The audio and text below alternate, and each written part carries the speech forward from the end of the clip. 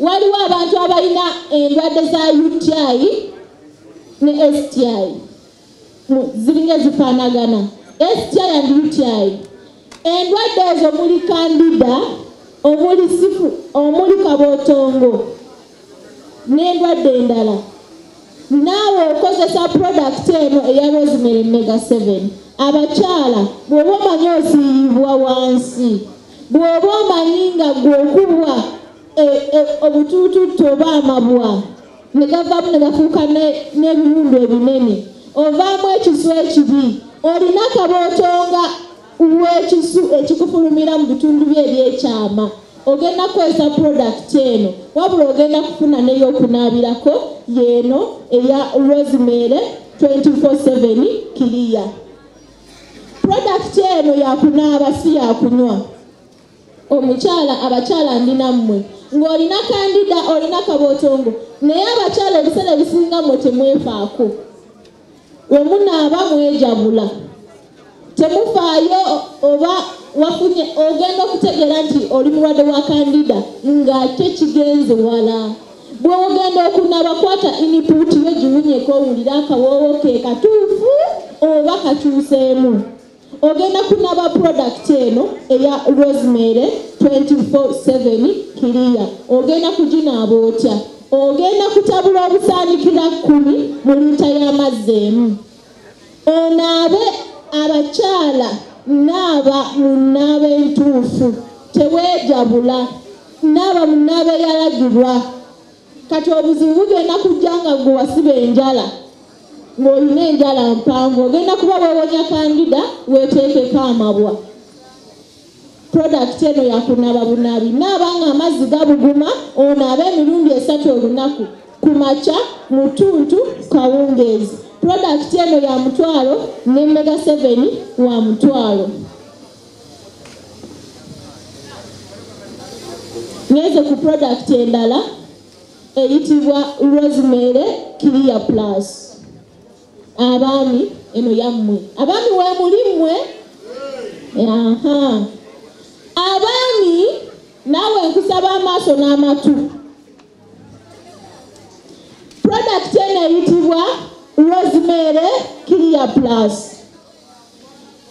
Omusajja nga bwe ngambye nti omukyala gwe bayita omukyala alina okubeera ne nayikondo, n'omusajja gwe bayita omusajja alina okubeera n'ekidduka mu mateeka. Kaakati gwe omusajja bw'oba omanyi bw'osimbula ekidduka kyo ng'okitwala ku mulimu ne kituuka empagi ne zikutukira eyo, oyiro ne dizilo n'ebirala ne bifiira eyo, eddigi tejja kudda. Kitegeeza yeetaaga service. Ogenda kukozesa product eno eya Rosemary Clear Plus. Ekirala, naawe omusajja nga gwe ekidduka kyo bw'okisimbula otuuka mu makkati g'olugendo, naawe ekidduka kyo ne kifiira awo.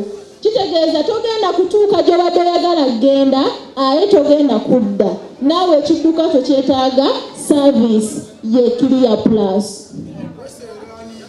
Ekirala, sirisenga nze ndi musawo just.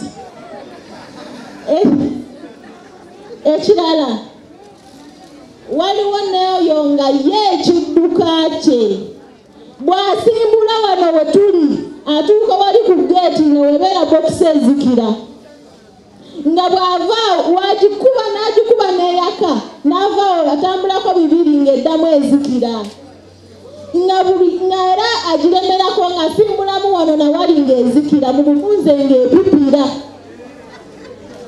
ng'epipirapipira.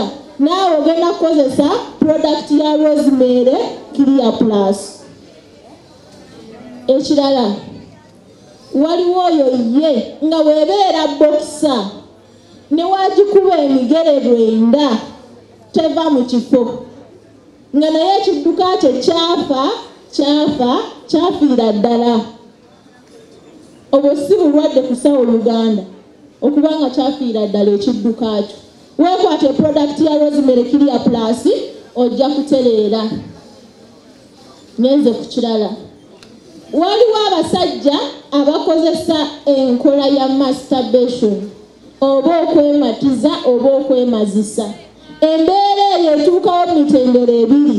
Gwe ng'omuntu, gwe ng'omusajja osobola okwemasturbatinga ng'okozesa engalo zo, ate n'obwongo bwo busobola okukumasturbatinga.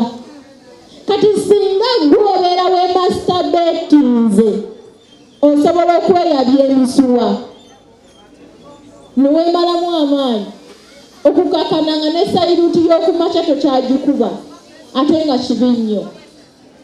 Tokyasobola kukola mirimu digyeyo tokyasimbula.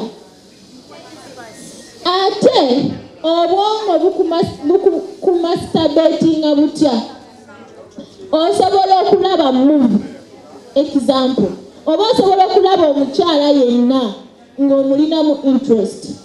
Olw'okuba mu kaseera ako waliwo abaliwo ne weekontrolinga, naye jjukira nti omuntu yenna buli waaba ng'awummudde ne waba yeebase obwongo bwe bukola nnyo okusinga bode. Kati gwe omusajja ojja kuba oluusi weebase oddemu olikolinge ekyo kiwatadde ku bwongo bwo, oddemu olabe ekyo kiwalowoozezza nga wakubye obufaananyi n'obwoza. Era ojja genda okuzuukuka nga fields zo zifulumye. Naye jjukira nti fields ezo zo zaatondebwa okuyambibwako amaanyi g'omuntu. Y'ensonga lwaki Katonda yatonda omukazi n'omusajja. Kati we ziba zifulumye zokka toziyambyeko, kitegeeza zonna tezisobola kukola ki? Kufuluma. Zijja kusikatira mu prostate yo weesange ng'ozibikidde. Results ze zino: ogwamu amaanyi ag'ekisenge. Ekyokubiri, osobola okutuuka nga tokyasobola kukola susu bulungi. Okola susu kumukumu ate nga okola butono butono. Bw'omala okufuka olumizibwa n'essusu taggwayo. Osobola okutuuka nga tokyasobola kutumbiiza, nga tokyatumbiiza sawundi ng'oteekawo kumpi. Sinnakindi n'okusigala ng'omusulo gutonya. Ezo zonna results. Ogenda kukozesa product ya Rosemary Clear Plus. Abasajja abalina UTI ne STI naawe okozesa product eno eya Rosemary Clear Plus.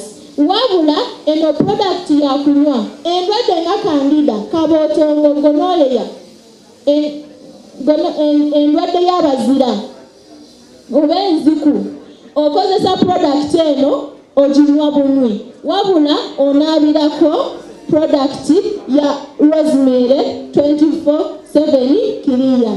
Omusajja onaaba otya?